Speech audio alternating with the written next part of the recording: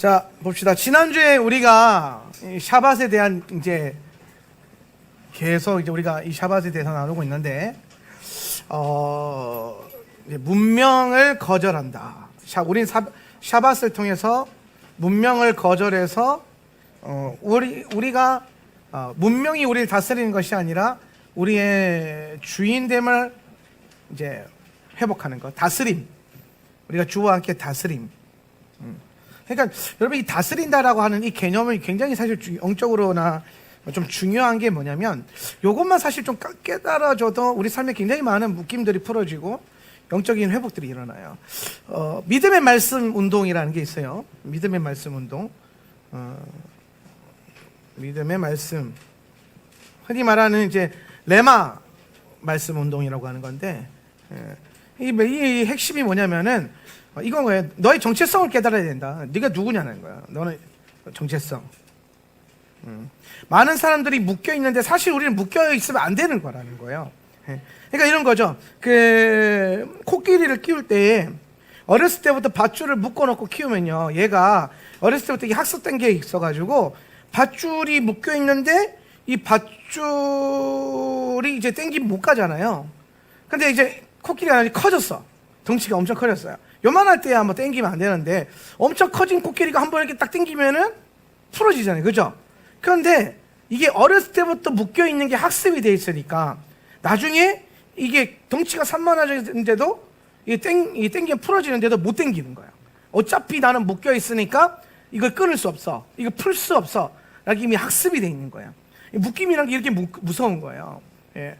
그러니까 지금 뭐 한두 번 지금 잠깐 이벤트로 일어나는 묶임이 아니라 정말 뭐 어렸을 때부터 뭐 특히 우리 부모님들 잘 생각하셔야 돼요. 부모님들 우리 자녀들 키울 때에 우리 아이들에게 우리 아이들 안에 있는 하나님의 존귀함을 일깨울 수 있는 단어를 자꾸 선택하셔야 돼요. 그러니까 제가 아는 목사님이 한 분 계신데, 이 목사님은요, 중요한 순간만 되면 꼭 사고를 쳐요. 그러니까 평상시에는요 굉장히 스마트하고 잘해요. 일도 잘하고. 근데 꼭 정말 중요한 순간이 되면은 꼭 일을 그르친다든지 사고를 친다든지. 나중에 이분이 이제 그런 고백을 하더라고요. 저희한테 뭐라고 하냐면, 자기가 어렸을 때부터 아버지한테 그 어른들이 자주 쓰는 이게 부정적인 말이 있잖아요. 애들 잘 못하면 우리가 한마디 툭 던지는 거 있잖아요. 근데 그걸 어렸을 때부터 들어왔는데 이분이 기도하면서 그걸 깨달은 거예요. 자기가 어렸을 때부터 망할 놈, 망할 놈. 에이 망할 놈, 이런 얘기를 너무 어렸을 때부터 들은 거예요. 근데 갑자기 생각나게 할 때는 하나님이, 그러니까 어렸을 때부터 망할 놈이라는 소리를 듣고 자라서, 이 묶임. 이 묶임을 갖고 자라니까 성공할 순간마다 망하는 일들이 일어나는 거예요. 평상시에는 잘한다니까요.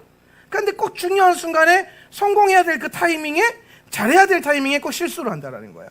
그래서 이분이 나중에 이걸 묶임을 이제 깨닫고 끊어내고 축사하고 자유케 되고, 그렇게 욕하셨던 아버지를 용서하고 뭐 용서받고 그러면서 완전히 자유케 돼서 지금 아주 목회를 잘하고 계시거든요. 예. 그러니까 이게 정체성이라고 하는 이 문제를 먼저 다뤄와요. 네가 지금 묶인 자냐 자유한 자냐. 예. 질병도 마찬가지예요. 질병도 여러분이 몸을 관리 잘못하고 몸에 안 좋은 걸 많이 먹어서 질병이 걸릴 수 있어요. 이건 영적인 문제는 아니거든요. 누구 문제예요? 영적인 문제가 아니고 내 문제예요. 내 문제. 예, 내 식습관의 문제거든요. 그런데 꽤 많은 질병은요 영적으로도 와요. 예, 특히 어떤 사람들한테 이 주님께서 나를 치유하셨다, 모든 질병에서 나를 고치셨다, 그가 채찍에 맞음으로 내가 나음을 입었다라고 하는 이 복음이라고 하는 개념이 명확하게 들어와 있지 않는 사람들한테는 이게 수시로 와요. 수시로. 예. 그래서 정체성만 받고 나는 모든 질병에서 자유케 되었다, 예수님이 채찍에 맞으면 나는 뭐 치유를 받았다, 그리스도께서 모든 질병으로부터 우리를 치유하셨다라고 하는 이 믿음과 정체성이 없으면, 이게 모르면 이게 또 묶임이 돼 있을 수 있단 말이에요.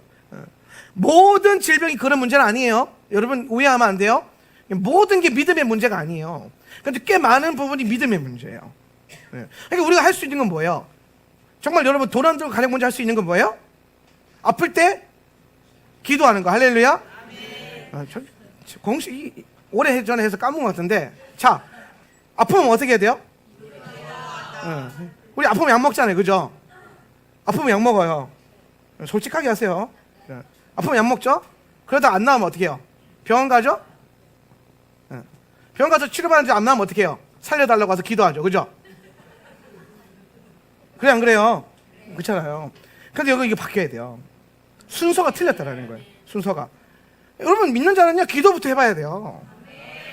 그러니까 참 합리적으로라도 이게 너무 비효율적이야. 돈 쓸 거 다 쓰고 돈 안 써도 되는 기도했는데 나와버린다. 할렐루야. 그죠? 그럼 여러분 먼저 할 수 있는 거는 여러분 비효율적으로 살지 마시고 믿음의 효율을 갖고 살란 말이에요. 기도하는데 돈 들어요? 하나님이 치유기도 한 번 할 때마다 얼마씩 입금하는 거예요 교회에다가? 아니거든요. 네, 할렐루야. 기도하면은 근데 기도했는데 낫는다. 그럼 더 이상 뭐 약 먹거나 병원 갈 필요 있어 없어요? 없어요. 아프면 뭐부터 한다? 기도부터 한다. 근데 기도했는데 안 나. 그러면 어떻게 한다? 또다시 기도한다. 기도는 몇 판? 일단 3판. 한국 사람 3세판. 미국 사람은 몰라요. 네. 이거 미국 사람한테 형이상 없을 수 있어요. 근데 한국 사람은 일단 3번까지는 기도해봐야 돼요. 3번까지. 근데 3번 내가 기도했어. 근데 안 나왔어. 그럼 어떻게 해야 돼요? 약 먹어야죠. 약만 먹어요? 약 먹으면서 기도하는 거예요. 그렇죠? 약 먹고 기도했는데 안 나면 어떻게 해요? 병원 가야 돼요. 네. 병원 가서 기도하는 거예요. 병원 가서 기도하는 거예요. 그러면 결국에 이게 여러분 뭐 병원 가서 약 먹고 병원 가서 의사 잘 만나서 치유받을 수도 있지만은 여기에 뭐가 없으면 기도가 없으면은 믿는 자는요 이게 따라다녀야 돼요. 할렐루야. 네. 그러니까 먼저 기도하고 그 다음에 약 먹으면서 기도하고 그 다음에 병원 치료받으면서도 기도하고 항상 기도가 중요하다는 거예요. 근데 여러분 이게 해보면은 우리가 아플 때 약부터 생각나는 사람들이 있죠? 아직 정체성이 덜 바뀐 거예요. 묶임이라는 게 그래요. 어렸을 때부터 코끼리를 묶어놨잖아요. 그러니까 얘가 커도 이게 못 끊는다 그랬잖아요. 그죠? 여러분 우리는 어렸을 때부터 아프면 약 먹었어요. 그죠? 이게 여러분 자연적으로 습득된 묶임이에요. 생활 패턴, 학습된 지식. 근데 여러분 이제 예수 믿으면은 모든 질병에서부터 주가 지치게 맞음으로 우리가 나음을 입었도다. 그가 나의 모든 질고와 질병과 슬픔과 할렐루야 여호와께서 치료하는 강선을 비추사하며 믿는 자에는 손을 얹으면 나으리라. 할렐루야. 네. 성경에 있는 수많은 구절들이 우리가 병에 걸렸을 때에 기도할 때에 하나님이 역사하시고 치유하신다라고 하는 확증된 말씀이 얼마나 많아요. 비유가 아니라 확증된 말씀이. 심지어 마태복음 가면 이거 믿음의 증거라 그래요. 믿음의 증거. 믿음의 증거로 나타나는 거예요. 우리 안에 있는 믿음의 증거로 말미암아 모든 질병이 떠나가는 거예요. 할렐루야. 네. 그런데 우리가 약부터 먹어요. 그죠? 왜 그러냐면은 아직 전체성이 안 바뀐 거예요. 그러니까 여러분 잘 보세요. 기도가 바뀌려면 뭐가 바뀌어야 된다 그랬어요? 정체성이 바뀌어야 되는 거예요. 그러니까 정체성이 바뀌어야 뭐가 바뀐다 그랬어요? 기도가 바뀌고 기도가 바뀌어야 그렇죠. 인생이 바뀌는 거예요. 할렐루야. 인생을 바꾸려면 인생을 주물리는 게 아니라 정체성부터 주물려야 돼요. 어떻게 주물려야 돼요? 형상 회복. 하나님의 형상을 회복하는 거예요. 이게 굉장히 중요하다는 거예요. 이해되시죠? 지난주에 이제 주인된 내가 내 삶을 다스린다. 그러니까 제가 예전에 그 켄 시게마치의 그 상황에 이끌려 다니지 않기로 했다 책 추천했잖아요. 그죠? 그 책 꼭 한번 읽어보세요. 근데 주제에 일단 다 나와요. 제목에 다 나와요. 상황에 끌려다니지 않겠다. 이 말은 뭐냐면 상황이 나를 주인 노릇 못하게 하겠다라는 거예요. 내가 내 삶의 모든 상황의 주인이 되겠다. 내가 내 인생의 주인이 되겠다. 내가 다스릴 거다. 내가 상황이 나를 컨트롤하는 게 아니라. 그러면 여기서 이제 내가 이 상황을 이제 다스리면서 이제 여기서 우리가 할 수 있는 게 뭐예요? 하나님이 나의 주인 되게 하시는 거. 예. 요거 원리가 여러분 이 유대인들은 요 원리가 잘 살아있는 거예요. 뭐냐면은 첫째 날부터 여섯째 날까지는 내가 주인으로 다스리겠다라는 거예요. 이 땅을. 왜 하나님 그 권세를 주셨으니까. 우리 다스릴 권세를 주셨잖아요. 그죠? 그런데 여러분 결국에는 나는 누구예요? 나는 주님의 것이죠. 그죠? 내가 예수님의 것, 내가 하나님의 것이라는 것이 고백되어지는 날이 언제냐면은 7째 날 안식일. 이 날에는 뭐예요? 주님이 하나님이 나의 주인이 되신다라는 거예요. 그러니까 요 날이 있음으로 말미암아 이날에 내가 주인 노릇해도 사실은 내가 주인이 아니라 누가 주인인 거야? 하나님이 주인 되는 거예요. 내가 주인 되는 것처럼 살지만은, 물론 여러분 많은 영성 훈련을 통해서 나의 의지가 아니라 영의 의지로 다스리는 거 훈련해야 됩니다. 근데 지금 그 얘기하는 게 아니에요. 여러분이 부르심 갖고 세상을 다스려요. 여러분이 믿음의 소망 갖고 사명 갖고 다스리면 여러분의 사명인 거예요? 아니면 그 사명을 주신 분의 일이 일어나는 거예요? 그렇죠. 그 사명 주신 분이 일이 일어나는 거잖아요. 제가 예를 들어서 우리 문은지 전도사한테 현지야 청소해라 그랬어요. 예배당 청소 좀 해라. 그랬더니 이제 현지 전도사가 이제 전도사님들 몇 명 됐고, 야 우리 예배당 청소를 하자. 그래서 예배당 청소를 했어요. 예. 그럼 여러분 문은지 전도사가 조사들 모아가지고 예배당 청소했단 말이에요. 문은지 전도사가 한 거죠, 그죠? 예. 그런데 이거 왜 했어요? 누구 뜻을 이루려고? 목사님의 뜻을 이루려고, 그죠? 자기가 주인 돼서 했는데 결국 뜻이 이루어졌어요? 목사님의 뜻이 이루어졌어요. 이해되십니까? 예. 여러분 우리가 하나님의 부르심 안에서 살고 하나님의 사명을 받아서 살아가면은 거기서 우리가 다스리고 하나님 주신 지혜와 전략과 계시로 다스리고 축복하고 살아갈 때, 그러니까 여러분이 잘하는 것을 그것을 살아갈 때에 오늘 그 삶의 현장이, 오늘 그 삶의 그 모든 그 중심에, 여러분의 중심에 하나님이 있고 그 삶의 중심이 여러분이 있으면 결국 그 중심이요 하나님 중심이라니까요. 이런 거예요. 삶이 이렇게 있고요, 이 중심에 내가 있어요, 그죠? 예, 중심에 내가 있어요. 근데 만약에 여기에 이 삶에 하나님이 중심 되려면은 내 중심에 여기에 하나님이 계셔야 돼. 십자가가 여기에. 이해되시죠? 근데 내 중심에 하나님이 없어. 십자가 따로, 하나님 따로, 우린 따로, 우린 남남. 그러면 내 삶의 중심이, 내가 삶을 다스리고 정복하고 막 해도 여기 결국 내 중심에 하나님이 없으면 이 삶의 중심에 하나님이 있어요, 없어요? 없다라니까요. 예. 없어요. 여러분 리더가 되는 사람들은 누가 리더가 되냐? 삶과 환경, 요 삶과 환경의 주인이 자기인 사람은요 성공해요. 실패하는 사람들, 이끌려 다니는 사람들. 성공하는 사람들 어떻게 해요? 상황과 환경을 자기가 주도해 나가죠. 이게 리더라 그러잖아요. 리더. 근데 이 리더 중에서 어떤 사람은 하나님이 자기의 중심인 리더가 있고 하나님과 상관없는 리더가 있다니까요, 이 땅에. 그러면은 하나님과 상관없는 사람이 세상을 다스리면 그냥 그 사람이 다스리는 거예요. 근데 하나님을 중심으로 둔 사람이 세상을 다스리면 이거는, 그렇죠, 하나님이 다스리는 거예요. 이게 통치의 원리라니까요. 그러니까 하늘과 땅에 있는 것을 아버지께서 내게 주시고 내가 그걸 너희에게 주는 거예요. 그러니까 우리에게 있는, 여러분 안에 있는 믿음의 권세와 여러분 안에 있는 하나님의 능력이 여러분으로부터 여러분의 어떠함으로 온 게 아니라 주님이 위임해 주신 거잖아요. 그렇죠? 주님이 맡겨주신 거예요. 위임하신 거라고요. 내 능력이 아니라 누구 능력이요? 예수의 능력이잖아요. 그렇죠? 그래서 우리가 내 이름으로 사역하는 게 아니라 누구의 이름으로 사역해요? 예수의 이름으로. 오늘 귀신들이 저한테 나가! 네가 누군데? 내가 몰라? 나 목사야 임마! 너 안 나간다니까요? 귀신이 얼마나 똑똑한데요. 안 나가요. 그런데 여러분, 내가 내 능력과 내 직분이 아니라 예수의 이름의 그 능력을 갖고 와서 내가 대언하고 예언하는 거죠. 그죠? 선포하는 거죠. 내 능력으로 선포하는 게 아니라 예수의 능력을 선포하는 거란 말이에요. 할렐루야. 근데 이러한 믿음이 풀어지면 여러분 인생 가운데 이제 삶의 주도권이, 환경이 나를 이끌어 갔다면, 이제는 뭐가 이끌어온다?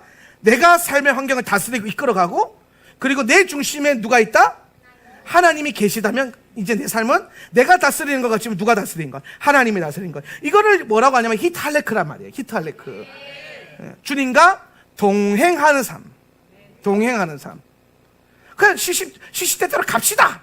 이게 동행하는 게 아니라 항상 예수님이 내 중심에 있고 내 주인이 되시고 우리 안에는 이런 것도 풀어져 있고, 그리고 내가 내 삶의 환경 가운데 그분의 중심인데 그 선한 성품과 그 영의 감동과 그 능력과 그 권세로 삶을 다스리고 주님의 선한 것들을 풀어내는다면은, 내가 칭송은 내가 봤죠. 야, 저 목사님 대단해. 그런데 여러분, 그 목사님이 대단한 거예요? 아니라니까요. 그 안에 살아 역사시는 하나님이 대단한 거예요. 그렇죠. 그러면 이제 여러분은 끊임없이 자꾸 주님의 이름만 높아지도록 하고, 사람들은 계속 여러분의 이름을 높일 거예요. 우리 그 싸움을 해야 되는 거예요. 자, 요셉이 땅을 다스립니다. 애굽을 다스렸는데 애굽만 다스렸어요? 아니에요. 요셉이 가지고 있는 능력과 그 지혜로움 때문에 모든 세계를 다 다스렸어요.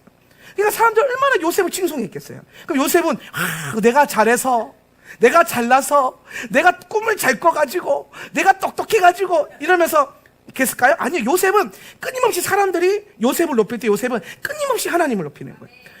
요셉이 아니 내가 아니라 하나님을 높이세요. 나는 이런 얘기 안 해도 돼요. 요셉은.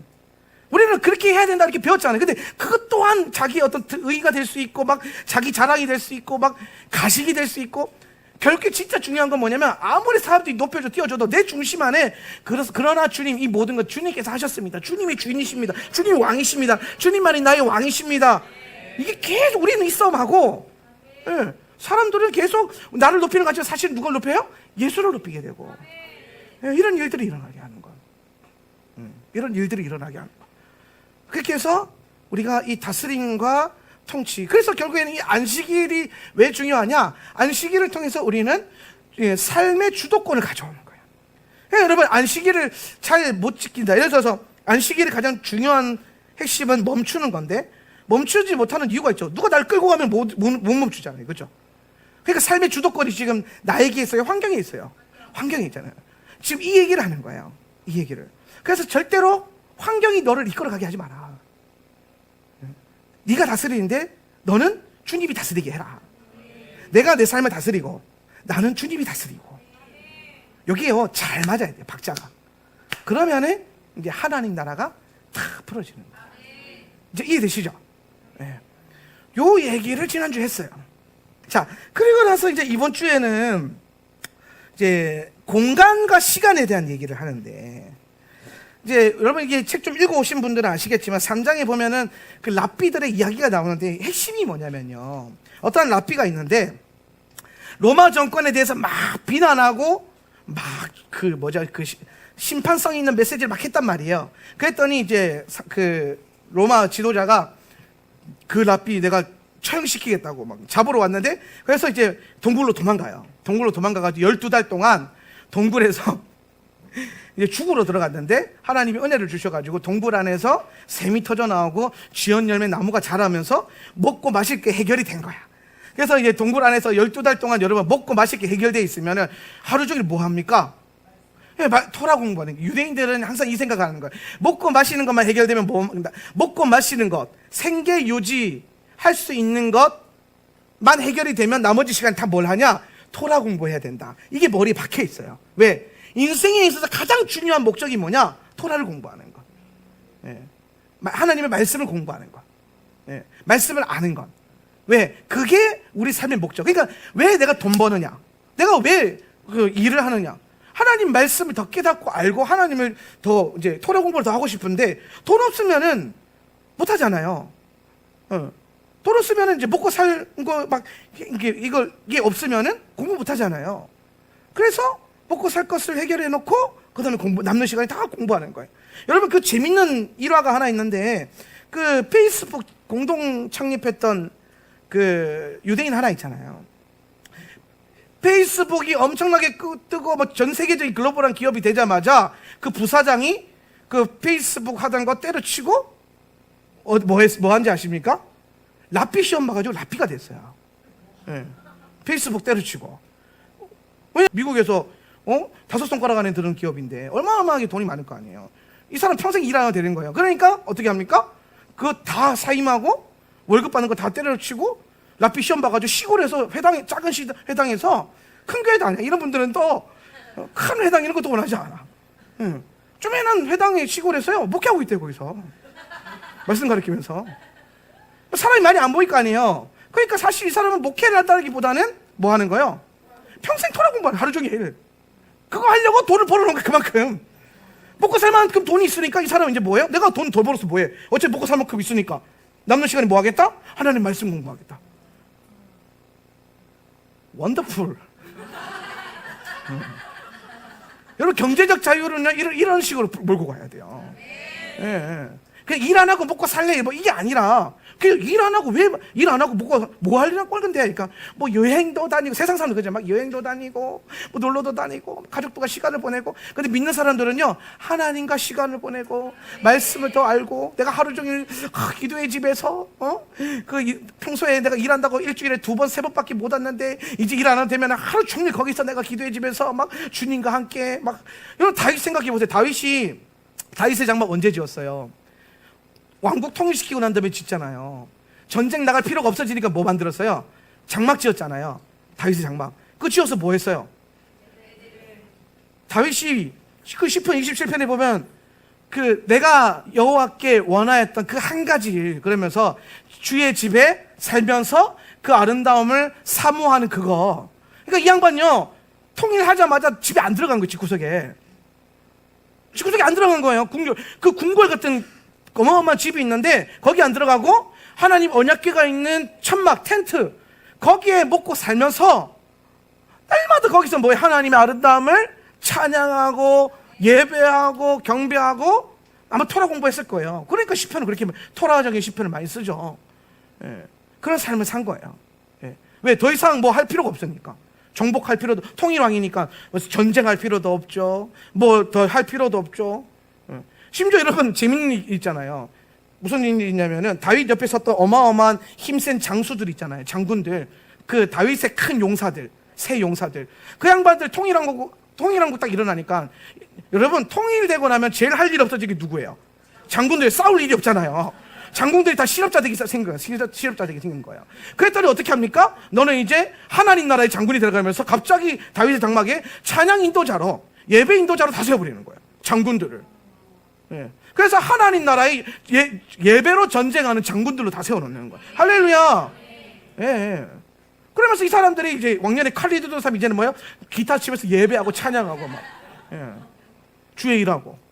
왜? 어차피 이제 전쟁 안 해도 되니까. 그러니까 여러분 장군이요 내 부르심은 싸우는 겁니다 아닌 거예요.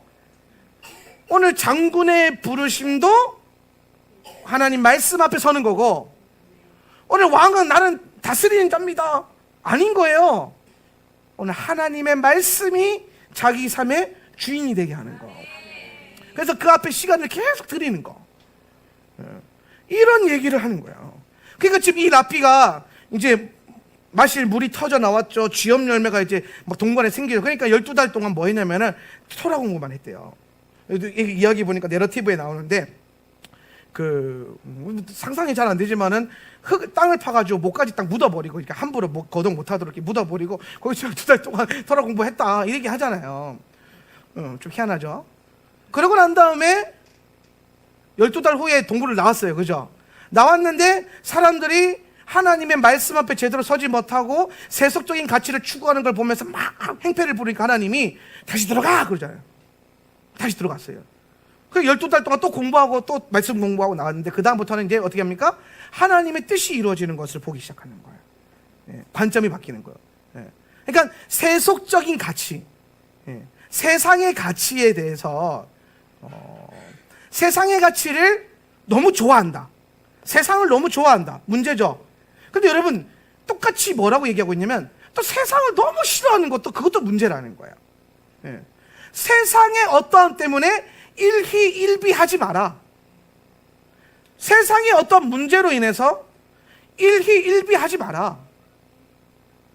오늘 그 얘기하는 거예요. 왜? 네가 말씀 앞에 있다면 너의 가장 삶의 중심은 이 세상의 어떠함이 아니라 하나님의 말씀을 아는 것이고, 그 말씀을 알게 되면 뭘 알게 되냐면은 오는 하나님의 나라를 알게 되고, 그 나라는 영원한 나라라는 거예요. 그 나라는 영원한 나라라는 거예요. 그러니까 이 땅의 어떠함으로 인해서 기뻐하거나 슬퍼하는 것이 아니라 하나님 말씀에 계속 매진을 하라는 거예요. 그러면은 이 땅의 어떠함으로 인해서 좋아하거나 슬퍼하지 않을 수 있다는 거예요. 눈에 보이는 것으로. 근데 여러분 우리가 가만히 생각해 보면, 제가 신앙생활 하면서 가슴이 답답하고 막막할 때 있잖아요. 좀 뭐 문제가 있거나 뭐 힘들거나 그럴 때, 마음이 괴로울 때, 여러분 마음이 괴로울 때 뭐 해야 돼요? 기도가 돼요? 마음이 괴로운데? 여러분 믿음 정말 좋은 것 같아요. 저는 마음이 괴로우니까요 기도가 안 나오더라고요. 기도가 막혀요. 그래서 뭘 했냐면요 말씀을 폈어요. 기도하려고 앉았는데 한숨 주여 아버지 이것밖에 안 나와요. 이게 무슨 기도예요. 그러니까 물론 이런 건 단식하는 기도도 들으십니다. 뭐 그러면서 막 단식해도 되는데 이게 좀 안 되길래 저는 그때부터 뭐 했냐면은 이런 힘든 일이 있으면 말씀을 폈어요. 성경을 펴서 계속 성경을 읽었어요. 소리 내서 읽고 눈으로도 읽고 막. 근데 처음에 답답하던 게 똑같거든요. 근데 막 조심조심 말씀을 읽다 보면 어느 순간에 마음이 비워져요. 답답하던 게 시원해져요. 그러면서 걱정하던 것들이 떨어져 나가요. 그리고 계속 그러잖아요. 그러면은 내가 왜 이런 일로 이렇게 힘들게 고민하고 있었지? 이런 이상한 생각이 들어요. 그러면서 말씀을 계속 보게 돼. 자유해지고, 예. 그러면서 야 세상 만사 뭐 내가 좋고 힘들고 다 필요 없다. 그냥 성경만 보면 돼. 이런 거죠. 제가 6년 전에 처음 토라를 만났을 때, 토라가 열렸을 때에 이제 몇 번 간증했던 것 같은데 매일 토라 공부를 하는 게 그때 막 밤새면서 공부하고 그랬거든요. 말씀을. 예. 근데 너무 좋은 거예요. 그게 그 자체가 뭐 깨달아서가 아니라 말씀을 계속 공부하고 보는 게 너무 행복한 거예요. 밥 먹고 말씀 공부하는 게 얼마나 좋아요. 할렐루야. 되게 좋더라고요. 그래서 제가 무슨 생각을 했냐면 제가 가지고 있는 재산을 딱 생각을 해봤어요. 그러니까 제가 뭐 내놓을 만한 재산이 별로 없는데 해봐야 있는 게 뭐 있냐면은 기타 한 대 있는 거랑 집 한 채 있는 거. 그나마 제가 어디 가서 내세울 수 있을 만한 게 기타 한 대 있는 거랑 집 한 채 있는 건데 기타 저거 한 대 팔면 한 400만 원 나오거든요. 저 새 거가 한 500만 원 하니까 뭐 중고랑 400만 원을 판다. 그래서 무슨 생각을 했냐면 그때 말씀 공부하기 너무 좋으니까 야 그냥 저거 한 대 팔면 400만 원 나오니까 400만 원 하루에 우리 생활비가 한 50만 원 나오니까 5, 8에 40 그러니까 한 8개월은 내가 일 안 하고 하루 종일 성경 공부할 수 있겠네. 토라 공부할 수 있겠네. 기타 한 대만 팔면 8개월은 내가 안심하고 성경 공부할 수 있겠구나. 너무 행복한 거야. 우리 집이 그때 이제 집이 한 9천만 원 정도 됐거든요. 집을 그럼 여러분 9천만 원이면 200개월? 아무튼 200개월. 예. 그러면은 집 한 채 팔면은 200개월은 일 안 하고 성경 공부하면서 먹고 살 수 있는 거야. 그러니까 엄청 갑자기 부유해진 거예요. 갑자기. 야, 나 부자구나. 난 엄청난 소망이 생겼어요. 내가 교회에서 잘리더라도 목회 못해가지고 잘리더라도 기타 팔고 집 팔면은 적어도 208개월은 일 안 해도 성경 공부하면서 먹고 살고 할 수 있는 거예요. 얼마나 그게 오면 너무 좋던지 너무 감사한 거예요. 그때에서 이게 하나님 놀라운 계획이구나. 하나님이 말씀을 사모하는 이 삶을 주시려고. 지금 무슨 말인지 하나도 이해가 안 되시죠, 그죠? 여러분 집 팔고 땅 팔고 냉장고 팔아 기어이 그 보석 사고 말 때 그 보석이 말씀이라고요.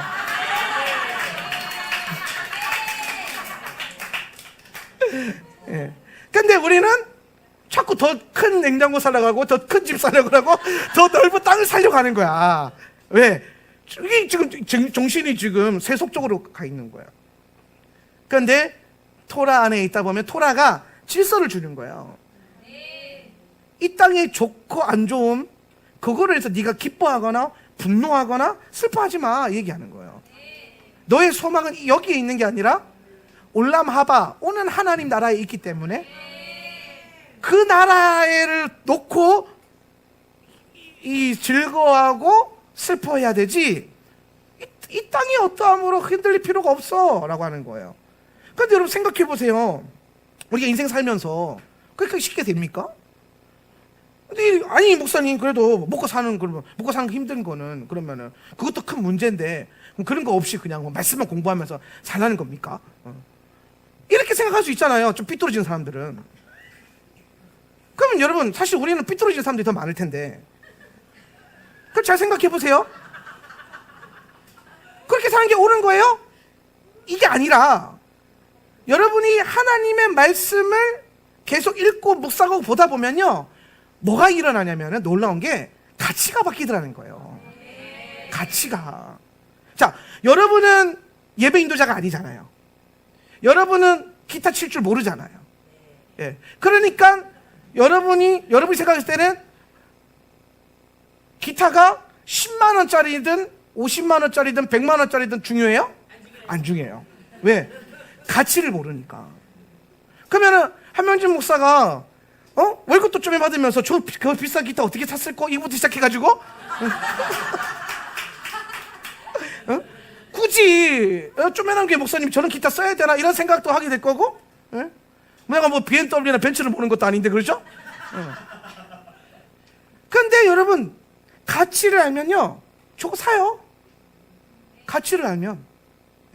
더더욱아나 저 같은 경우는 예배 때 돈 안 아끼기로 유명하잖아요. 우리 교회 장비 시스템 보면요, 외국에서 오시는 목사님들이 무슨 쪼매난 게 장비를 이렇게 엄청나게 해놨다고 막 엄청 어마어마하거든요. 여러분이 잘 몰라서 그렇지 사실은 이것도 돈이 좀 돼요. 어마무시하거든. 근데 여러분 모르니까 관심 없고, 모르니까 지금 얼마짜리인지 모르니까 다들 다른 교회 다 있나 보지 막 이런 생각하잖아요, 그죠? 예. 근데 여러분 생각할 때 뭐 찬양 그냥 뭐 스피커 한 대 두고 하나 두 대 하거나 상관없잖아요, 그죠? 예. 근데 저는 상관이 왜? 가치를 아니까. 예. 근데 여러분이 만약에 이 가치를 알게 되고 그거에 대한 가치를 알게 되면 여기에 더 많이 돈을 쓰기 시작할 거예요. 예. 그럼 여러분 말씀도 마찬가지예요. 지금은 우리 모두가 다 레벨이 다 달라요. 지금은 이해하는 것과 다 여러분 스스로가 다 하나님 말씀 좋지 이 정도는 다 동의한단 말이에요. 근데 그 좋음이 정도가 삶에서 그 좋은 것 때문에 하루에 10분 쓰는 사람이 있고요, 하루에 1시간 쓰는 사람이 있고요, 어떤 사람은 하루 종일 그걸 써도 부족한 사람이 있어요. 왜? 가치의 깨달음과 정도가 다르기 때문에. 그럼 다시 돌아와서 오늘 이 저자가 말하는 대로, 아니 그건 유대인이나 그렇게 생각하지 아니라니까요. 왜 유대인이라 생각해요? 예수 믿는 사람들 다 그렇게 살아야 되는데. 예수 믿는 사람들 다 하나님 말씀을 알기 위해서 더 애를 써야 되고, 인생의 목적이 뭡니까? 잘 먹고 잘 사는 거 아니라니까요. 하나님을 더 온전히 아는 거, 예수 닮아가는 거. 예수 닮을 수 있는 방법? 말씀하는 것밖에 없잖아요. 내 일로 성공하겠다? 아니라니까요. 그 일로 성공해야 되는 이유가 뭐냐면 예수 닮으려고, 성경 보고 싶으니까, 예배 드리고 싶으니까. 여러분 일하지 않아도 여러분 통장이 막 계속해서 월급에 팍팍팍 꽂힌다 만약에, 그래도 여러분 나가서 하루 종일 일할 겁니까? 아니죠. 뭐 할 겁니까? 같이 이제 그 남은 그 주신 엄청난 시간 가지고 하나님 나라를 위해서 선교도 다니고 전도도 다니고 기도도 하고 예배도 하고 사람도 키우고, 그러다 특별히 그런 비즈니스에 선교적인 마인드를 주신 분은 월급 안 받더라도 그것도 그런 일 하고 다니겠죠. 예. 부르심이니까, 부르심. 근데 먹고 살기 위해서, 돈 많이 있는데도 먹고 살기 위해서 쟁쟁쟁거리면서 살지 않는다라는 거예요. 이해되십니까? 그럼 왜 우리가 하나님의 복을 받아야 되는가? 왜 하나님께서 나의 삶 가운데 공급을 주셔야 되고, 엘샤다이 하나님 공급 왜 내게 필요한가? 내가 먹고 사는 것에 종종거리면서 사는 것이 아니라 하나님의 부르심 때문에 당당하게 살고 싶으니까. 할렐루야. 이게 우리의 목적이고 간절한 부르심이기 때문에 그렇게 살고 싶은 거예요. 그래서 그렇게 기도하는 거예요. 하나님 복을 주세요. 나를 번성시켜 주세요. 왜? 하나님 말씀을 이루기 위해서 당당하게 살고 싶어요. 주님, 먹고 사는 것 때문에 종종거리기 싫어요. 이거 얼마나 멋있어요. 예. 왜 이게 멋있냐? 제가 1장에서 가르치고 있죠. 하나님 우리를 집 나르는 나귀로 만드시지 않았다니까요. 노동을 위해서 창조하신 것이 아니라 그분의 나라와 그분의 의를 위해서 창조하신 거예요. 그런데 우리가 그 나라와 의를 이루기 위해서 돈이 필요하고, 돈이 필요하니까 노동이 필요한 거예요. 그러니까 노동은요 삶의 목적이 아니라 삶의 수단이란 말이에요. 수단. 예. 그런데 간혹 오해하지 마세요. 어떤 분들은 이 노동 자체가 하나님의 목적인 경우도 있어요. 뭐 비즈니스 선교라든지 뭐 이 일을 통해서 뭐 하나님 나라를 이루어낸다든지 이런 것들을 하는 사람들은 이 다르죠. 제가 말하는 거 그게 아니잖아요. 먹고 살려고 하는 노동, 타락한 아바드. 우리가 빨리 여기서 벗어나고 싶은 이유가 뭐예요? 하나님의 일을 이루고 싶으니까. 거룩한 아바드, 섬기는 일을 하고 싶으니까, 섬기고 싶으니까. 먹고 사는 내 삶을 섬기는 게 아니라 하나님이 나라를 섬기고 싶으니까 이 타락한 아바드에서 탈출해서 거룩한 아바드로 나가고 싶은 거잖아요. 그 일을 하는 것. 그래서 우리가 결국에는 그러면은 예수 믿는 사람, 토라 공부하는 사람 세상을 등지고 이것만 해야 된다. 그게 아니라니까요. 그게 아니라 여러분이 말씀을 공부하다 보면 여러분 삶에서 이거 지경이 확장되다 보면요, 여기에 대한 가치가 더 올라와요. 커져요. 커진다고요. 그걸 이루어내야 돼요. 그러니까 여러분, 이 가치를 모르는 사람이 암만 얘기해봤자 알아듣겠어요? 못 알아들어요. 가치를 알 수 있을 때까지 우리는 끊임없이 하나님의 말씀 앞에 서려고 노력하고, 매일의 삶 가운데 어떻게든 시간을 쪼개서라도 성경을 펴려고 노력해야 되고 공부할 수밖에 없는 거예요. 그러면서 우리는 점점 이 가치를 알아가게 돼요. 하나님 말씀을 안다는 그 자체가 인생의 목적이 될 수도 있겠구나. 그러니까 유대인들은요, 토라를 공부하는 것 자체가 인생의 목적이 되어 있는 사람들이에요. 근데 또 유대인들이 이게 가능했던 이유가 뭐냐면, 이 사람들이 우리랑 출발선상이 좀 달라서 그래요. 어떻게 다르냐면, 일단 얘네는 선민사상이 있단 말이에요. 선민사상. 선민사상의 핵심이 뭐예요? 우리는 날 때부터 구원받았다. 이해되십니까? 그러니까 여러분, 이 사람들은 예수 믿고 구원받고 구원을 잃어버리고 구원을 얻고 구원을 지키고 이런 거에 별로 관심 없어요. 그게 귀한 줄도 몰라요. 다만 이 양반들은 일단은 구원을 택함으로 인해서 이렇게 깔아놓고 시작을 했잖아요. 그러니까 이 사람들은 이제 뭘 고민하냐면, 구원받는 거에 대해서, 구원을 잃어버린 거에 대해서 고민한 게 아니라 어떻게 하면 더 거룩하게 살 것인가, 어떻게 하면 내가 하나님의 형상을 회복할 것인가, 요거에 대한 고민이 커요. 평생 이것만 고민한다고요. 그러니까 요게 표출된 삶의 양식이 뭐냐? 토라 공부예요. 왜? 예수 닮고 하나님 형상 회복하는 거는 토라 공부 외에는 없거든요. 말씀 말고는 없어요. 하나님 말씀을 공부하는 거 외에는 없어요. 근데 우리는 일단 출발선상이 안 믿는 자 이방인으로부터 출발했고 죄인으로 출발을 했어요. 그러다가 좀 하나님이 놀라운 은혜로 구원을 받았어요.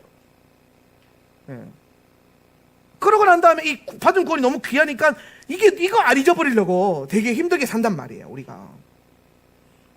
그래서 사실 이 히브리적인 사고를 하고 있는 사람들과는 좀 이 삶의 목적과 양식과 환경이 좀 많이 달라요. 그런데 여러분, 제가 말하고 싶은 그거예요. 언제까지 받을 구원과 잃어버릴 구원 때문에 종종거리면서 살 거냐는 거예요. 부르심이 있는데. 오늘 주님이 이 땅에 여러분 보내신 이유는 예수 믿고 구원받는 게 아니라 예수 믿고 구원받아서 하나님의 뜻을 이루는 거예요. 그걸 위해서 보내신 거란 말이에요. 그러니까 구원이라는 것은 그 뜻을 이루기 위해서 필요한 과정인 거죠. 그죠? 시작점, 출발점. 그러니까 여러분, 교회 다니고 교회 등록하고 예수 믿으면 끝이냐? 아니에요. 그다음부터 뭐 해야 돼? 그다음부터 진짜잖아요. 진짜. 나를 죽이고 하나님 나라 오게 하고 하나님 뜻을 이루고 부르심의 사명을 감당하고. 예수를 믿으라 끝낸 게 아니죠. 믿음으로 믿으라 회개하라 천국이 가까웠느니라고 마태복음이 시작했지만 결론은 뭘로 났어요? 가서 전하라. 가서 제자 삼으라. 믿고 구원받는 걸 끝내지 않고 그렇게 했으면 이제 너도 가서 네 부르심과 사명을 이루어내라. 이 얘기했거든요. 그러니까 여러분, 우리가 이런 출발선상이 좀 다르기 때문에 여기에 나오는 이 내용이요, 좀 되게 어색할 수는 있어요. 그런데 이게 우리의 얘기가 아닌 건 아니거든요.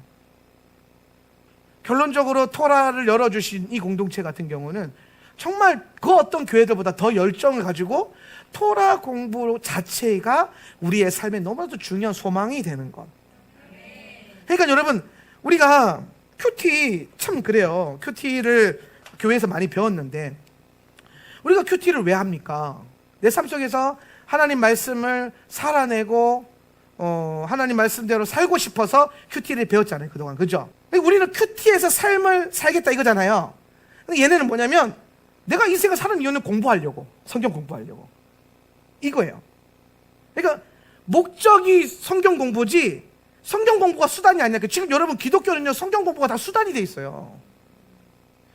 말씀 그 자체가 목적이 돼야 되는데, 말씀이신 하나님 그 자체가 목적이 돼야 되는데 말씀조차도 내게는 수단이 돼 있어요. 거룩한 삶, 무슨 또 뭐 하나님 뜻을 이루는 삶, 그래서 복 받는 삶, 풍성한 삶 이런 걸로 다 연결시키면서 그래서 내가 이걸 알아야 이렇게 살아야 되고 그래 복을 받고 열매를 맺고 이렇게 돼 있단 말이에요. 근데 유대인들은 뭐냐면은 성경 공부 그 자체가 이미 그 목적이에요. 인생의 삶의 이 공부 자체가 말씀을 아는 것, 말씀을 피는 것, 말씀을 읽는 것 이 자체가 하루의 목적이 되고 인생의 목적이 된단 말이에요. 그러니까 수단으로 갖고 있는 게 아니라 이 자체가 너무 귀한 거예요. 이 사람들한테 말씀을 대하고 있는 것 자체가. 그러니까 두렵고 떨림으로 말씀이 대해지는 거예요. 오늘 우리가 배워야 할 것들이 바로 이런 부분이라는 거죠. 오늘 우리는 더 많은 지식을 알고 싶어서 물론 그것도 좋아요. 맞아요. 말씀을 살아야 되겠어. 맞아요. 틀린 게 아니라니까요. 그런데 여러분 또 그런 어떠한 목적들 때문에 하나님 말씀 자체가 또 수단이 되고 있지는 않은가. 하나님 말씀을 수단화시키는 게 우리 너무 익숙해요. 하나님의 어떠함이 내 삶의 어떤 목적을 이루는 것에 수단이 되는 게 익숙하다고요. 이게 점점 과격해지고 변질되면요 번영복음이 그 자체잖아요. 그런데 히브리적 라이프 스타일과 히브리적인 성경 연구는요 토라 그 자체가 목적이 돼버리는 거예요. 내가 왜 일하느냐? 내가 일해서 돈을 벌면은 토라 공부할 시간을 확보할 수 있으니까, 말씀 볼 수 있는 시간을 확보할 수 있으니까. 와, 내가 오늘 돈을 많이 벌었어. 그럼 내일 일하지 않고 내일 하루 종일 성경 봐야지. 이런 사람 있어요? 그렇게 해야 된다는 거예요. 유대인들 그렇게 한다니까요. 히브리적인 사고 안에서는. 왜? 많이 벌어서 많이 모으고 내 눈에 보이는 많은 것을 내가 가져와서 내가 살고 있는 내 공간을 확장시키는 게 목적이 아니라, 히브리 관점과 토라의 목적은 뭐냐면 시간을 거룩하게 만드는 게 목적이에요. 자, 우리는 여기 본론과 결론이 나오는데 오늘 강의의 핵심이 뭐냐면은 우리는 공간을 위해서 시간을 들여요. 공간은 반드시 뭘 가져오냐면 확장이라고 하는 목표가 있거든요. 예. 그러니까 이게 세상적, 세속적 가치라는 거예요. 세속적 가치. 조금 어려울 수 있는데 이게 뭐냐면 세상. 그러니까 세상은 시간이 중요한 게 아니라 공간이 중요한 거고요. 이 공간의 목적을 확장하는 거예요. 세상에서 성공한 사람은요, 집을 처음에는 단칸방에서 살았는데요, 나중에 막 으리으리한 집을 몇 채씩 갖는 거, 확장하는 거. 내 소유가 확장되고 내 집이 확장되고 내 땅이 확장되는 게, 넓어지는 게 목적이 돼 있거든요. 그래서 그 넓히기 위해서 뭘 드려요? 시간을 드린단 말이에요. 시간을. 근데 히브리 관점의 핵심은 뭐냐면 공간을 위해서 시간을 드리는 게 아니라 시간 그 자체가 목적이 되는 거예요. 뭔가를 더 얻기 위해서 시간을 내는 게 아니라 이 시간을 확보하기 위해서 내가 시간을 드리는 거예요. 그럼 이 시간을 확보한다는 건 뭐예요? 이 시간에 뭘 담기 위해서? 시간은요 두 가지를 담을 수 있어요. 시간을 통해서 공간을 확보할 수 있고요, 시간을 통해서 또 다른 시간을 확보할 수 있는, 그게 뭐냐면은 영생이에요. 영생, 영원이라고 하는 것. 영생을 어떻게 확보해요? 공간에서 확보합니까? 여러분이 예배당 안에 있으면 영생을 받고 예배당 밖에 나가면 영생을 못 누리고, 이게 공간이거든요. 근데 그거 아니잖아요. 우리 어떻게 영생 받아요? 영생을 누려요? 우리가 예수를 믿는 믿음, 그죠? 그 믿음을 갖고 살아가는 거. 그러니까 이제 믿는 삶, 그 시간이라는 거예요. 시간을 드리는 거, 시간을 거룩하게 하는 거. 그래서 히브리 관점의 핵심은 뭐냐면 시간에 뭘 담는다? 영을 담아요. 영. 시간에 영을 담는. 그러니까 시간에 영을 담기 위해서 공간의 확장을 포기하는 거. 더 넓은 집을 얻기 위해서 더 많은 시간을 드리는 게 아니라 적당한 공간을 확보하고 남는 시간에 영을 담는 거. 뭘 위해서? 영생을 위해서. 이거 얘기하는 거예요. 이번 과가 3장이요 좀 난해해요. 읽어보신 분 알겠는데 이게 무슨 말이야 도대체, 이런 내용이 되게 많거든요. 그래서 내가 이걸 어떻게 하면 쉽게 표현할까 하다가 생각하는 구도가 이거예요. 그러니까 우리는 시간을 들여서 더 많은 공간을, 사물이라고 하죠. 1장에서 사물이라고 했죠.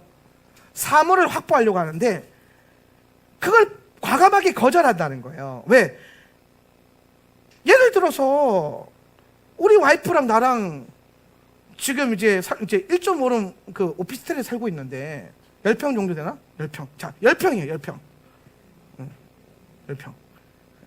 그럼 여러분, 이게 지금 여러분, 좁을까요, 넓을까요? 여러분 중에 어떤 분들은, 좁은, 여기서 어떻게 살아야 수 있어요, 그죠? 근데 저랑 우리 와이프랑 여기서 사는데요, 전혀까지는 아니더라도, 솔직히 저는 그래요. 전혀 문제가 없어. 전혀 좁다고 생각 안 하고, 전 넉넉하다고 생각을 해요. 오, 되게 넉넉하다. 심지어 원룸이 아니라 1.5룸이라서 칸막이 돼 있어요. 할렐루야. 방과 거실이 분리돼 있어요. 이 정도만 해도 할렐루야. 근데 잘 보세요. 제가 10평에 사는데 좁은 것 같아. 더 넓히고 싶어. 20평으로 넓히고 싶어. 그럼 어떻게 해야 돼요? 그쵸? 더 많이 시간을 내서 돈을 벌어야 돼요. 그죠? 그래서 20평을 하려고 하니까 내가 하루에 8시간을 한 1년 일을 해야 된다. 계산이 딱 나왔어요. 그럼 8시간 1년 동안 투자해서 20평짜리 집을 구할 수 있겠죠. 그죠? 왜요? 공간의 확장을 위해서 하루에 8시간을 1년 동안이나 쓰는 거예요. 그런데 여러분, 제가 그랬잖아요. 저는 20평 집에 살면 좋겠죠. 좋은 거예요? 안 좋은 건 아니에요. 악한 건 아니에요. 좋겠죠. 근데 이거 없이도 지금도 10평에서 만족하면서 살 수 있어요. 그러면 여러분, 제가 지금 이 10평에 만족이 되면 더 이상 공간의 확장을 위해서 시간을 쓸 필요가 있어요, 없어요? 없죠? 없어요. 그러면은 8시간 동안 하루에 일 안 해도 돼요, 그죠? 그럼 8시간 동안 뭐 할 수 있을까요? 그렇지! 토라 공부할 수 있는 거야. 말씀 공부할 수 있는 시간을 확보한 거예요. 내 시간에 영생과 영을 담을 수 있는 걸 확보한 거예요. 뭘로 인해서? 공간의 확장을 거절함으로써. 공간의 확장을 거절함으로써. 이거는 여러분, 사람들마다 환경과 뭐 가족 인구수부터 시작해서 활동 방향성 이런 것 때문에 다 다르기 때문에 이 몇 평이 기준이 될 수는 없어요. 그런데 여러분, 생각보다 우리는 확장하지 않아도 가능한 삶을 살고 있어요. 근데 우리 그 욕심이 생기는 거죠. 이 세속적 가치에 대한. 그런데 이걸 버리게 되면은 더 많은 시간을 확보해서 그 시간에 뭘 담을 수 있어요? 영과 영생을 담을 수 있다라는 거예요. 이제 좀 이해되시죠? 무슨 얘기하려는 건지. 이게 믿음 생활의 원리가 돼야 된다는 거예요. 근데 우리는, 그러니까 교회가 시간을 거룩하게 만드는 것에, 시간을 더 풍성하게 하는 것, 시간의 영혼을 담는 거에 관심이 없어지니까 교회 다니고 성도인데도, 심지어 목회자인데도 뭐에 관심이 많아요? 공간의 확장에 관심이 많은 거예요. 자, 여러분, 예배당 우리 80석 커요, 작아요? 크게 볼 수도 있고, 어떤 분은 보면 어머, 교회가 왜 이렇게 코딱지만 해요? 그런다니까요. 그럼 전 되게 막, 아니 이게 2줄일 때도 있었는데 지금 옆에 몇 줄이 더 생겼는데 할렐루야. 그렇잖아요. 우리 요만큼 예배 드릴 때도 있었잖아요. 이 공간 다 날리고 요만큼 30석으로. 그런데 지금 80석 됐으면 엄청 큰 거잖아요, 그죠? 그런데 목회자도 시간이 아니라 공간의 확장에 관심이 가지면 안 돼. 150석, 200석, 300석, 1000석, 만석 넓혀야 돼. 그러면서 시간을 또 어디에 더 쓸까요? 공간의 확장을 위해서 쓰겠죠, 그죠? 그래서 심지어 영적인 행위조차도 시간을 자체를 위해서 쓰지 않고 영과 영생을 담기 위해서 쓰지 않고 뭘 담기 위해서? 공간을 더 확장하기 위해서 목회자가 하루 종일 10시간씩 하나님 교회 부흥시켜 주셔서 200석, 1000석, 만석 되는 교회 되게 해주시고 서귀포에서 제일 큰 교회 되게 해주시고 그러면서 평생 기도한다고 생각해 보세요. 근데 그거를 과감하게 나는 뭐 이 정도 괜찮아. 80석. I'm okay. 아들 3명 데리고 3년이나 해봤는데 뭐 이 정도면 큰 부흥이다. 그러면서 이걸 추구하지 않고 그 다음부터 제게 주어진 시간을 영생과 영을 담기 위해서 목회자가 하나님을 더 알게 해주시고 하나님 나라를 거면서 그런 사람이 기도의 집 하는 거예요. 기도의 집 하면서 어떻게 부흥해요? 못해요. 기도의 집 하면서 부흥하는 거. 간혹 뭐 전 세계적으로 한두 교회 있을까 말까. 대부분 여러분 전 세계 흩어지는 기도회지, 우리 이스라엘 가봐서 알겠지만 진짜 막 정말 우리보다 더 협소한 데서 막 힘들게 기도회지 하는 분들도 얼마나 많아요. 근데 여러분 거기 관심, 그 사람들은 그 협소함이 관심 없어. 그 사람은 방 한 칸만 있어도 기도회지 붙여놓고 원띵 하면서 산다니까요. 거기에 한 명 앉아있고 두 명 앉아있고 상관없어요. 왜? 공간이 더 이상 그 사람들에게는 가치가 없어요. 뭐가 가치가 있어요? 내가 이 공간, 이 쪼매난 한 평, 두 평, 세 평짜리 작은 방에 기도의 집을 선포하고 앉아서 내가 시간을 들여서 예배할 수 있고 시간을 들여서 하나님의 영을 담고 영생을 닮을 수 있는 시간만 확보할 수 있다면 공간은 작아도 사용, 전혀 문제 없어. 그러면서 원띵할 수 있는 거. 그러니까 하나님이 마지막 때 이런 기도의 집들을 일으키시는 이유가 뭐냐? 그분의 나라는 공간이 아니거든요. 하나님 나라가 공간이에요? 여러분 아직도 하나님 나라가 뭐 진짜 하늘에 있는지 여기에 있는지 저기에 있는지 거기에 관심이 있으면 여러분 하나님 나라를 모르는 거예요. 아이고 목사님, 하나님 나라가 새 하늘과 새 땅이 아니고 그러면 뭐 새로운 땅에 우리가 가는가? 뭐 어디 올라가는가? 그게 오는 건가? 여러분 하나님 나라는요 시간이 변화되는 거예요. 그분의 시간이 오는 거예요. 그분의 시간. 내 시간과 마귀의 시간과 세상의 모든 시간, 그 크로노스는 끝이 나고 그분의 카이로스가 온전해지는 거, 그분의 통치가 임하는 거. 그래서 여러분 공간이 중요한 게 아니에요. 뭐 공간이 왜 중요해? 예수님이 계신데 그 어디나 하늘나라, 이게 찬송가만 이렇게 하면서 맨날 하나님 나라 저기 있는가 여기 있는가 이렇게 하고 있으면은 답답해버려요.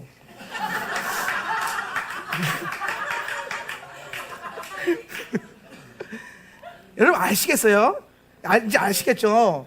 하나님 나라가 뭔지, 하나님에 대한 이 가치가 시간과 공간만 뚜렷이 구별이 돼도요 신학적인 오류가 없어요. 고민할 필요가 없는 거예요. 시간이 중요한 거예요. 영원은 장소가 아니에요. 영생은 장소가 아니라니까요, 시간이에요. 시간에 그분의 영이 담겨서 영원해지는 거, 그 영 안에서 내가 영생을 살아가는 거, 어떤 공간이 아니라니까요. 우리 이거부터 훈련해야 돼요. 그러니까 교회가 뭐 장소가 어떻고 뭐 전혀 문제 없어요. 이거 얼마나 좋아요. 시끄럽게 예배도 아무도 뭐라고 안 해요. 전혀 문제 없어요. 왜? 우리는 공간이 아니라 시간의 확장, 시간의 거룩함을 보기 때문에. 101페이지 보면 3장 마지막 그 두 번째 문단에 보면은 랍비 시몬은 알고 있었다, 거기 있죠. 거기에 보면요, 보세요. 시간을 공간과 맞바꾸는 자가 영원을 획득하는 것이 아니라 자신의 시간을 영으로 채울 줄 아는 자가 영원을 획득한다. 그러니까 여러분 이거 들여서 이거 확보할 필요 없다라는 거예요. 오히려 우리는 이걸로 뭘 확보해야 된다? 영을 확보해, 영을. 그러면은 영원을 획득하는 거예요. 그래서 중요한 것은 공간이 아니라 시간인 거예요. 보세요. 중요한 것은 공간이 아니라 시간이다. 그가 과제로 삼은 것은 공간을 건물과 다리와 도로로 채우는 것이 아니라 시간을 영원으로 바꾸는 거다. 자꾸 내 삶 가운데 뭐를 세우고 만들고 놓고 깔고 뭐 채우고 누리고 이게 아니라 네 시간 자체를 자꾸 영적으로 만들어라. 영원으로 만들어 봐라. 오늘 너에게 주어진 하루를, 그럼 거기에 하나님의 나라를 땡겨보라는 거예요. 해결의 열쇠는 기하학과 토목에 있지 않고 토라 연구와 기도에 있다. 우리가 이 땅에서 오는 모든 부딪힘과 문제와 갈등의 해결의 문제는 토라 연구와 기도 안에 있다라는 거예요. 그 자체가 열쇠가 될 것이다. 목적이 되는 거죠. 이게 좀 책이 어려워서, 이 사람이 철학자라서 요 파트가 좀 앞뒤 다른 파트는 좀 쉬운데 이 파트가 좀 어려웠어요. 그래서 어떻게 하면 쉽게 설명할까 하다가 이게 좀 생각이 났는데 여러분 이제 어느 정도 이해가 되셨을 거라고 믿습니다. 그래서 결국에 하나님이 우리에게 요구하시는 이 토라적인 히브리 관점, 말씀 중심이라고 하는 것은 어떠한 공간과 사물에 있지 않고 하나님 우리에게 주신 시간을 거룩하게 만드는 것. 그래서 샤밧이 중요한 거예요. 왜? 샤밧은 시간을 거룩하게 만들기 위해서 구별했잖아요. 구별을. 그러니까 이거부터 시작해보라는 거예요. 이거부터. 왜? 다른 날에 마찬가지예요. 사실 어떤 분이 제가 그래요. 목사님 매일 그렇게 살아야 되는 거 맞아요. 매일 그렇게 살아야 돼. 그런데 우리에게는 온전한 어떠한 하루가 일상으로부터 세상적인 모든 가치로부터 거절되어져서 완전히 영과 영생만 담을 수 있는 그 온전한 하루가 필요하다라는 거예요. 이걸 목표로 삼아보라는 거죠. 그럼 이날에 온전한 이 영을 담으려면 24시간 영으로 담으려면은 오늘 여러분 중에 어떤 사람은 노동에서 자유해져야 될 거고 어떤 관계 안에서 자유해져야 될 거고 뭐 여러 가지 질병과 묶임과 모든 것에서부터 자유해져야 될 거예요. 오늘 그것이 여러분에게 목적과 목표로 삼아줬으면 좋겠다라는 거예요. 쉽게 설명하면 이런 거예요. 샤밧을 온전히 누리려면 어떤 분들에게는 나는 그날에 꼭 일을 해야 먹고 살 수 있다. 그러면 당연히 일을 해야죠. 그렇잖아요. 예. 아니 먹고 살아야 되는 거. 여러분 기억하세요. 안식일이 사람을 위해서 있는 거지 사람이 안식일을 위해서 있는 건 아니에요. 하나님은 여러분에게 안식일을 누리라고 준 거지 얽매이라고 주신 게 아니에요. 하나님은 안식일을 선물로 줬지 무거운 짐으로 준 게 아니에요. 그러니까 자유해져야 돼요 우리는. 그런데 어떤 자는요 안식일날 일 안 하고도 먹고 살 걱정을 안 하고도 하루 종일 하나님을 누리고 예배당에서 기도했다 하고 전도했다 하고 막 밖에 자연에서 막 등산하면서 하나님을 만났다 하고 말하면 여러분 어떤 마음이 드세요? 좀 꼬여있는 분들은 시기 질투 날 거고 안 꼬여있는 분들은 부러울 거고 나도 그렇게 되고 싶다 나도 그렇게 살고 싶다 이런 생각이 자연스럽게 들 게 아닙니까? 그러니까 여러분 이거는요 우리가 세울 수 있는 하나의 좋은 목표와 목적이 될 수 있는 거예요. 그 시간을 확보하는 거. 그러니까 여러분 생각을 바꿔보라는 거예요. 공간을 확보하기 위해서 시간을 들여서 일하지 말고 시간을 확보하기 위해서 시간을 들여서 일하는 거. 그래서 하나님을 온전히 내가 담을 수 있는 그 시간을 내가 받을 수 있다면 여러분 우리가 이스라엘을 가잖아요. 우리가 이스라엘 갈 때 직장에 있는 분들은 다 무슨 고민합니까? 어떻게 9박 10일을 휴가로 쓰지? 말도 안 되는 거죠. 그러니까 뭐 해야 돼요? 사직서 내야 돼요. 사직서 내야 돼요. 이스라엘 한번 가려고 사직서를 낼 수 있냐? 없냐? 이건 믿음의 문제가 아니죠. 이거 형편의 문제예요. 예. 여러분 이게 믿음의 문제예요? 물론 어떤 사람에게는 믿음의 문제일 수도 있겠다. 그런데 여러분 제가 봤을 때는요 그냥 형편 아니 일 안 하고도 먹고 살만 살면 나 다른 일 하면 돼 뭐 이러면서 그냥 살찌서 쐬고 이스라엘 갔다 오겠죠. 그런데 먹고 사는 게 정말 경각에 달려서 막 노동하는 게 겨우 그걸로 먹고 사는 분들은 이 노동을 쉽게 나아지겠냔 말이에요. 아니거든요. 쉽지 않거든요. 엄청난 큰 결단이 될 거란 말이에요. 그럼 여러분 우리의 목표가 이스라엘을 밟고 선교하고 선교하는 어떤 그 삶을 살고 복음 전하는 삶을 살기 위해서 시간을 막 써도 부족함이 없는 내 삶의 형편이 된다면 얼마나 좋겠냐는 거예요. 그렇죠? 네. 그걸 목적으로 해서 시간을 더 확보하기 위해서 사는 거지 내가 이루고 싶은 거, 내 뜻, 내 목적 나는 무조건 30평 이상 집에 살아야 되고 차도 무조건 SUV를 굴려야 되고 SUV도 무조건 국내산 안 되고 뭐 이런 거 이런 헛된 세속적 가치에 이게 예화로 들은 거지만 이러한 비슷한 것들을 우리가 내려놓고 거절하고 이 공간에 눈에 보이는 가치를 거절하고 시간을 얻을 수 있는 부요함이 있다면 그러면은 너무 좋지 않겠습니까? 예. 그래서 여러분 잠언에 그 말씀이 있는 거예요. 빚진 자는 하나님의 종이 아니라 체주의 종이에요. 빚진 자는 체주의 종이거든요. 예. 빚에 매여 있으니까 하나님 종로를 못해요. 하나님이 이렇게 해라. 근데 하나님 제가 이번 달에 카드값이 이러면서 그 일을 못해요. 당연히 못하죠. 이건 여러분 믿음의 문제가 아니에요. 여러분의 포지션의 문제예요. 그럼 우리의 목표는 뭐냐면 이 포지션을 바꾸는 거예요.